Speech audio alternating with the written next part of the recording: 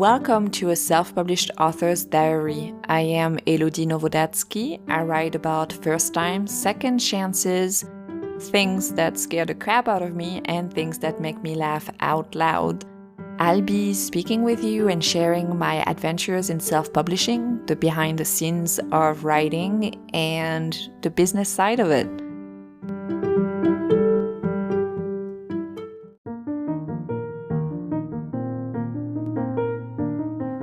And before we get started today, a small message from our sponsor, Anchor. Thanks for listening. Hello, how are you doing? It's August 5th when I'm recording this episode. Not the entire episode, because this episode again is going to be a mashup, not a mashup. It's going to be a patchwork, more of a patchwork of different days and the progress that I've made during those days, as well as some of the things I've done for the self-publishing side and the Google searches of the day. So as you'll hear, I'm making steady progress in my revision, and otherwise, in addition to revising and everything else, what have I been watching, reading? The chemical engineer and I are still watching Manifest.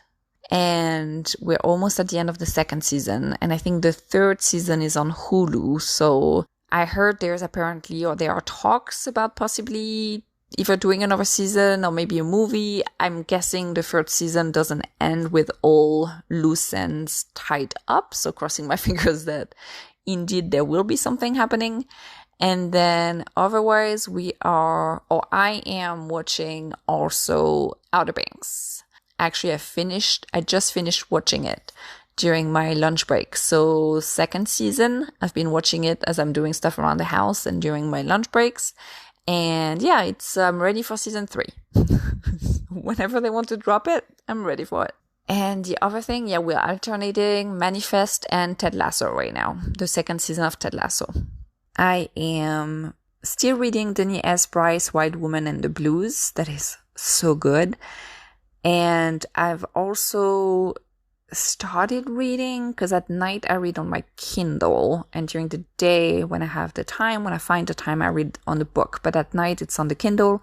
And Wild Woman and the Blues, I have that book in paperback copy. And right before falling asleep, I like to read something, but I need it to be on the Kindle because I do sometimes fall asleep reading. And it's just, I don't want my book to be all bent up or anything. So I read on my Kindle at night, and I'm finishing to read Tessa Bailey's Fixer Up novel, which is also very good. Here is today's episode, or there might be a little ad right before that. Today is Friday, July 30th. I was going to say 20th, but no, it's 30th. And I didn't write yet today or revised yet today. I'm about to try to revise for half an hour. It's Friday. Did I mention that? So today I've spent a lot of time cleaning and, grocery shopping, putting everything away, lots of stuff for the house. And I also I did not record. I'm recording right now. I also wrote my email for my newsletter. So I did that at the beginning of the afternoon.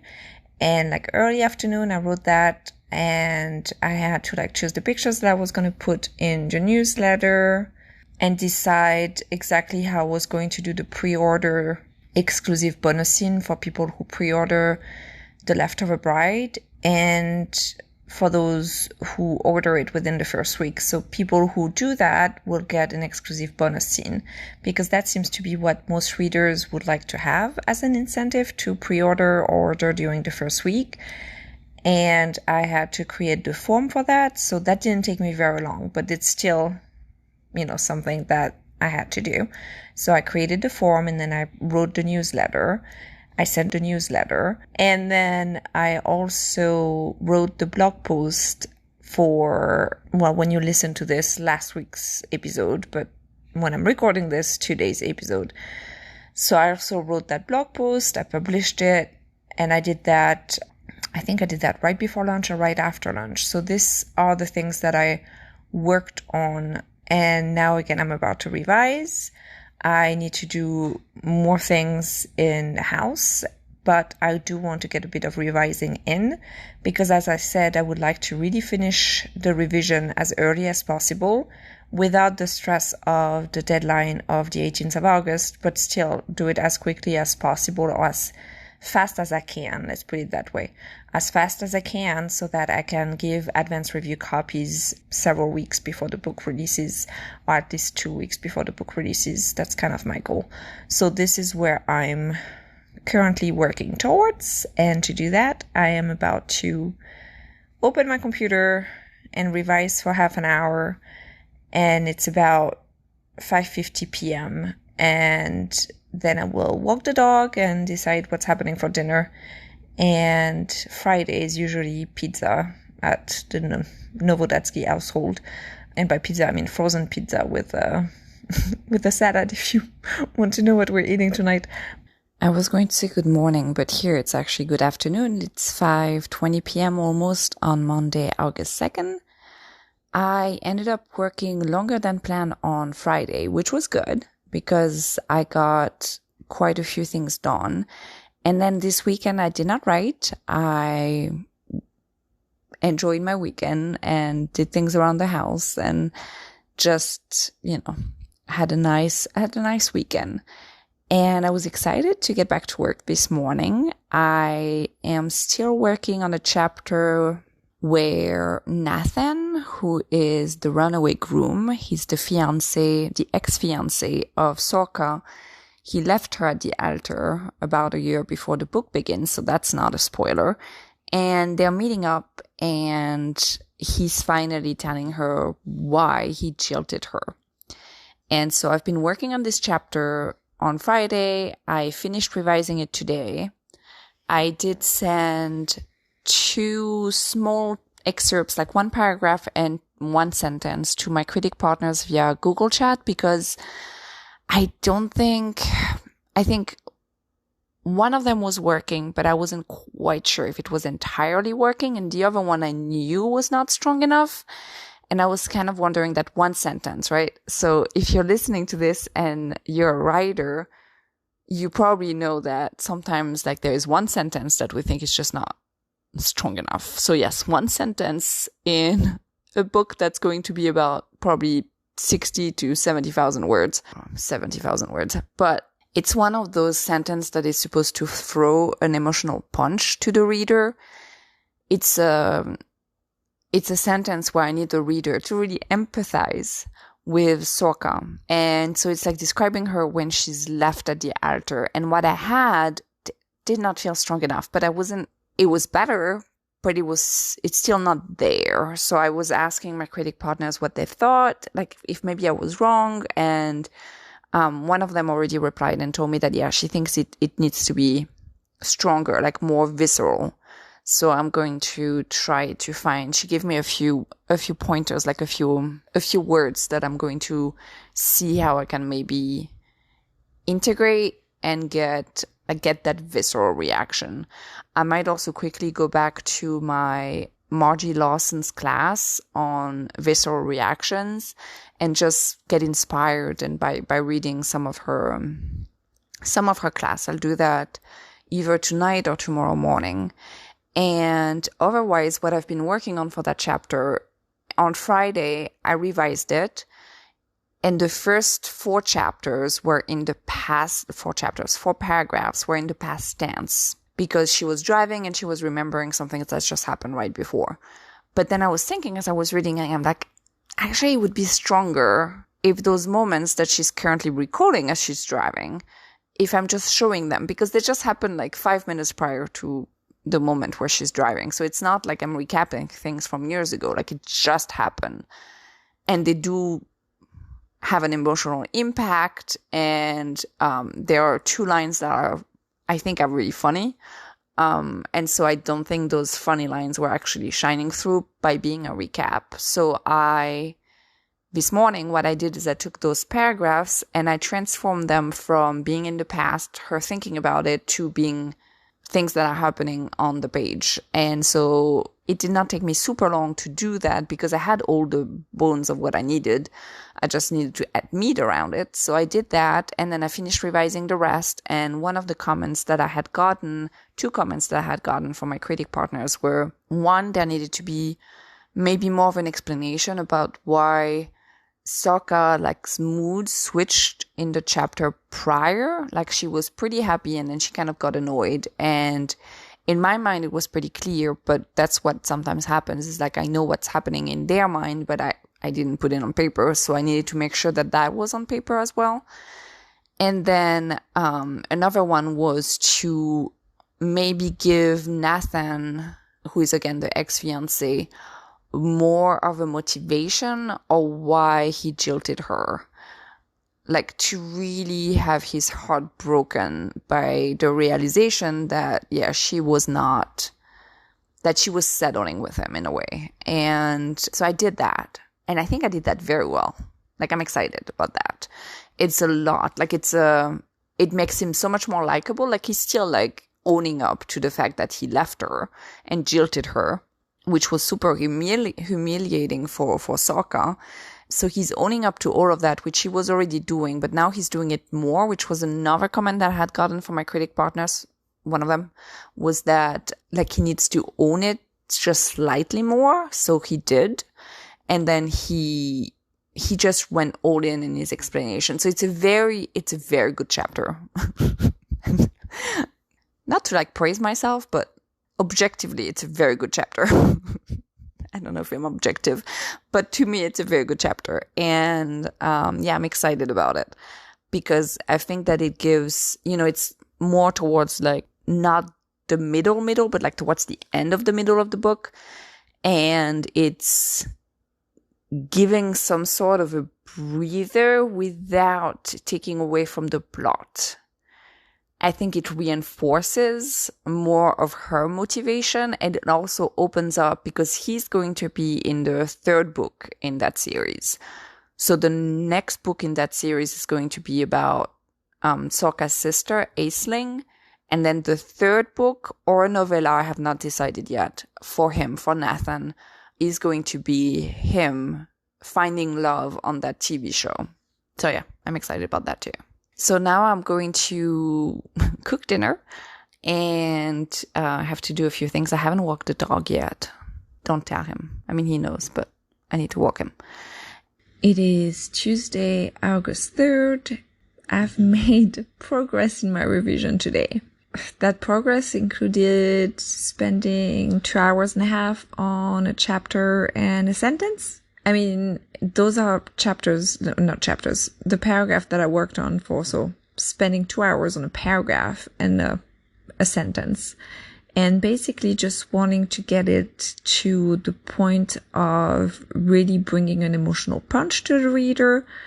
My critic partner, one of them, mentioned that it was stronger and that she really liked one of the sentences that I had written, that was really working.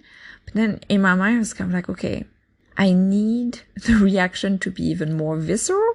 So I need to get back to the drawing board because I felt like I could make it even stronger.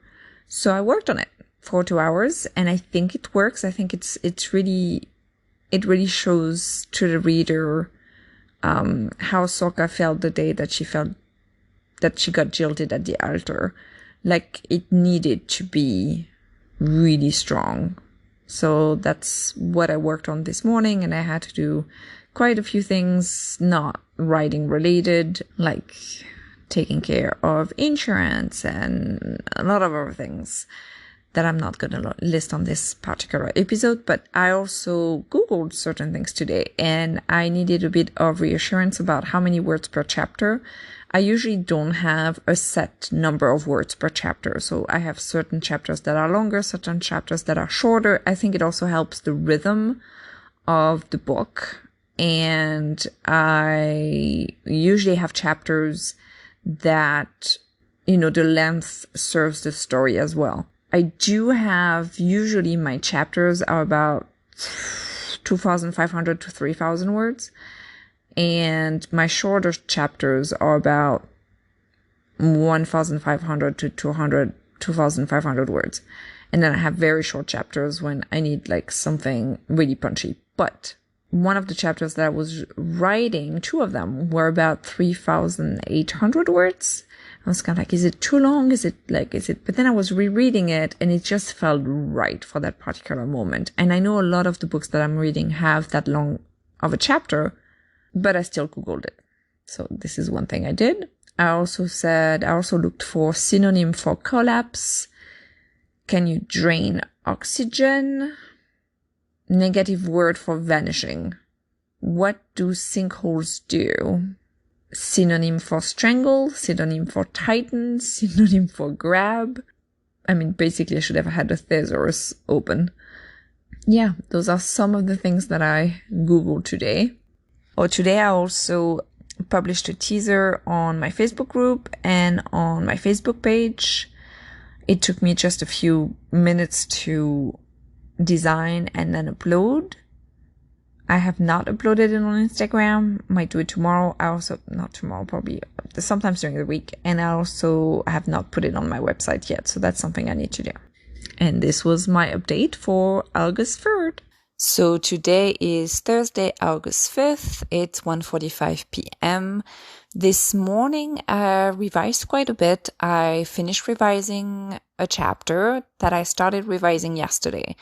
But yesterday, I didn't do a lot of, I didn't work a whole lot because I had a checkup at the cancer center, like a routine checkup of blood test and physical exam. It's always very stressful to have checkups, even if they're just routine checkups. And my blood test results were great. And the physical exam, I saw one of the nurses and one of my oncologist nurses. And the physical exam also, there was nothing concerning. Everything is great. So it's always, and I'm saying so a lot right now, but it's a very big sigh of relief. Yeah. So that was yesterday. And my appointment was very early. And then Tuesday, I also had to double check with the insurance. Long story short, it took a bit of my Tuesday afternoon. Everything went very smoothly. And so that was good. But then I was also stressed. So it's, I managed to concentrate. I managed to do what I needed to do. I was actually pretty proud of myself because granted, I'm more stressed when I have scans, than when I have blood tests, but still. And when it comes to the blood test, it's in Hodgkin's lymphoma, there is no real blood marker that they're looking at regular checkups, blood checkups. And I mean, there are things that when you have Hodgkin's lymphoma, you can have low hemoglobin, you can have issues with your hematocrit, I can't remember how it's called. And, your white blood cells can be all over the place, and especially your neutrophils. I mean, there's a lot of things that can be showing up in your blood, including inflammation. That's also one of the early markers it's not really a marker, but one of the early things that they look at, but it's not like you don't get a blood test and know for sure, if it's good or bad. However, when you combine it with a physical exam, and I have a scan, coming up in November and all that stuff. I mean, it's still super reassuring when my blood test is perfectly normal, that everything is within the range and that the physical exam doesn't show anything concerning is also very, very reassuring. So it was great. It was great news.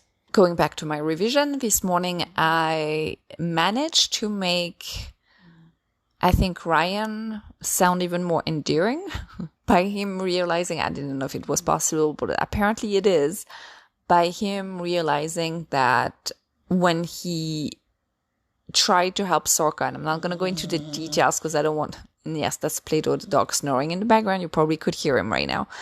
I'm not going to go into the details, but he's trying to help her. And I think the way he offered it brought her back to a certain moment in time where he was not acknowledging her feelings about something. And so now he's acknowledging them and I think has grown since that time. So I think it made him pretty enduring. So I finished revising that chapter, and this afternoon I have to do a bit of things that are not writing related and not self-publishing related, but also things that are, meaning that I also need to edit and master this podcast for tomorrow, today, when you're listening to it, or whenever you're listening to it. So this were the things that I've done. This is the progress report from today.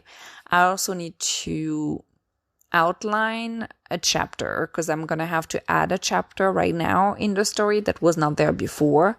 So I want to make sure that I know how it's going to move the plot forward to the point that I need it to be. So this is what I'm going to be doing. And then it's going towards the big reveal and things that are like something that is going to rock the boat, so to speak, and, give them something to deal with. Again, I don't want to give any spoilers, but I'll just say, no, I'm not going to say. I'll talk about it next time, maybe. And then I'll make a big spoiler warning. But some of the things I Googled today included, wait, I'm looking through my Google search. Some of the things I Googled were parents' hair annoying. Like, what do parents do that annoys kids with their hair? Hockey intermission. That's all the things I Googled today. So it was not a lot of Googling, at least when it comes to my book. So this was for the week what I've done in my revision. And don't forget that you can pre-order The Leftover Bride for only 99 cents for a limited period of time. Basically, it's the pre-order price, and the Leftover Bride comes out on September 14th, so you have a bit of time to pre-order it. And as always, thank you so much for listening. I really appreciate it. And if you have a second, don't forget that you can also rate, leave a review. That helps other listeners find it. This little podcast of mine, it's not a little podcast. I need to stop calling it a little podcast. So this podcast of mine. And to the writers listening, happy writing. And to everybody, happy reading.